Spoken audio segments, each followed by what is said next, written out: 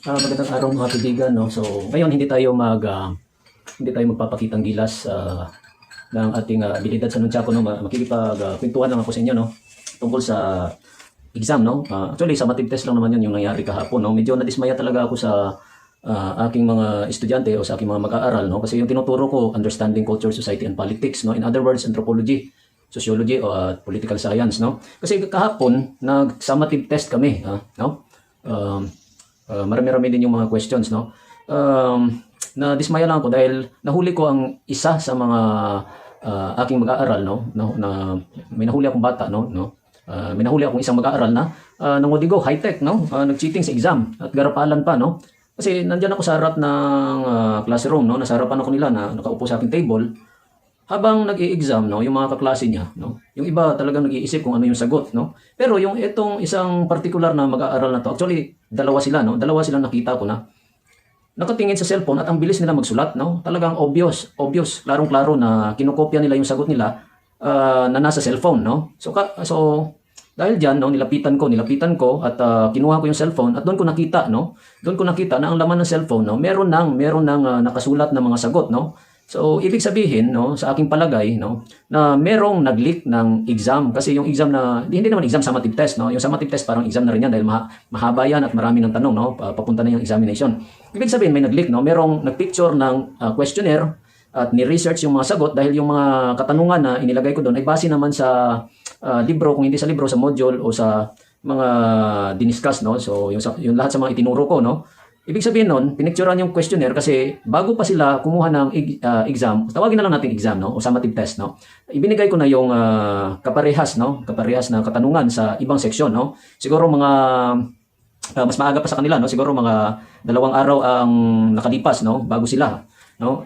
So sa aking palagay, meron silang kasabwat sa ibang section na pinicturean kung ano yung mga nasa questionnaire, no, at ipinasa, at saka pagkatapos yung pinakamatalino nila yun yung sa aking palagay yun yung nag-research ng answer, no, at saka ibinahagi sa buong klase, no, sa pamamagitan ng messenger o ano pa man, no, kasi high-tech na nga tayo ngayon, no. Ibang-iba na talaga yung mga kabataan ngayon, no, hindi katulad sa panahon ko, no, sa panahon namin kasi ako batang 90s ako eh. Wala pa yung mga cellphone, no. So kung mangudigo ka talagang mahirapan ka dahil sisilid mo yan sa talagang isusulat mo yan sa napakaliit na papel, no, para hindi ka mahuli ng yung guro, no. So yun, nagtaka ako na talagang ang bilis nilang sagutan yung exam o yung test, tapos doon sila nakatingin sa cellphone. So binuksan ko yung cellphone, nandun lahat ng mga sagot, yung numero, no, yung test 1, test 2, test 3, test 4, no, tapos yung mga nandun pa yung test 5, no, talagang kinokopya na lang nila yung sagot, talagang ang sarap ng buhay nila habang yung iba nag-iisip, no. So ngayon pinatawag ko itong dalawang ito, no. Tinanong ko kung saan nila kinuha ang kanilang sagot, no? O saan nila kinuha, no, yung papel na 'yon, no, o yung impormasyon, no, or yung mga sagot, no. So ngayon, umamin sila na ang sagot na ipinasa sa kanila ay mula sa kanilang kaklase na pinakamatalino, no, yung top 1 nila sa klase. Yun pala ang nagbigay ng sagot sa kanila, no, ibinahagi. So hindi naman masama ang mapagbigay, no, pero sa ganyang paraan, no, hindi na yan maganda, hindi na yan mabuti kasi hindi na natural yung kaalaman ng isang bata ng mga mag-aaral. Mataas nga ang grado na makukuha nila dahil nga nangudigo sila.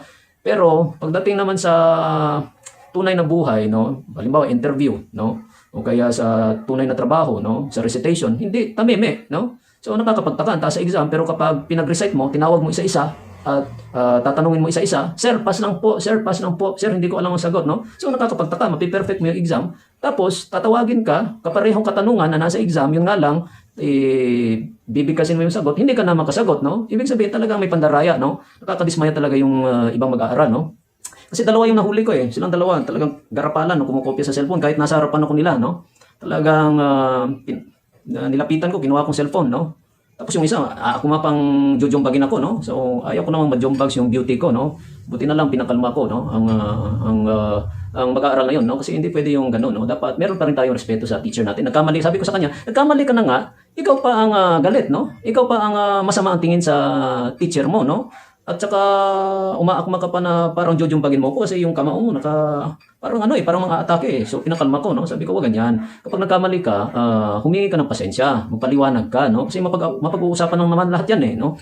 So ngayon yun, sinabihan ko na gumawa sila ng explanation letter, no, kung bakit nila nagawa yun, no. parang internal arrangement lang, yung para hindi na lumaki yung issue, no? Kasi ayaw ko naman ipatawag yung mga magulang, no? Kasi nagmakaawa yung mga bata eh, na sabi, sir, kung pwede wag na lang ipatawag yung mga magulang namin dahil sigurado magagalit sila, no? Saka yung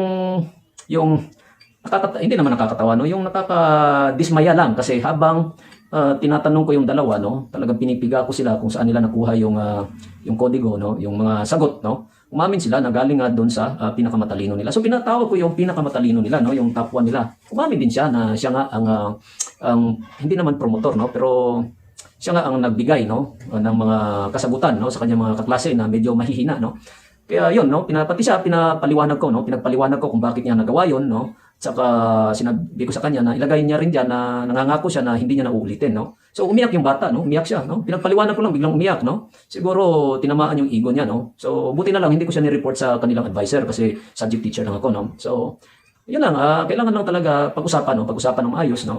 Wag nang palakihin, no? So binigyan ko sila ng pagkakataon, no? At least meron na silang record sa akin, no? Nasa akin na yung ebidensya, no, na talagang nangopya nga sila, no? Nangodigo nga sila, no?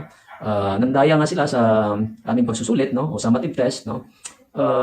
Kaya kung uulitin nila, no, so wala na talagang katwiran, no. Wala na talaga akong rason na hindi sila patawan ng parusa, no. Kaya yun, nakakadismaya lang talaga, no. Kung gusto niyo makita yung dahil wala namang pangalan, no, ito yung cellphone na nakuha ko sa kanila, no. Panoorin niyo po.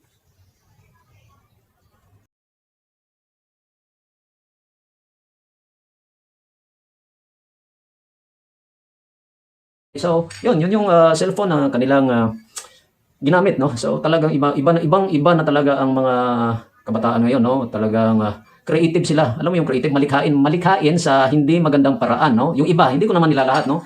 Yung iba, so unfair naman yun sa mga nag-aaral ng mabuti, no, nagsusunog ng kilay.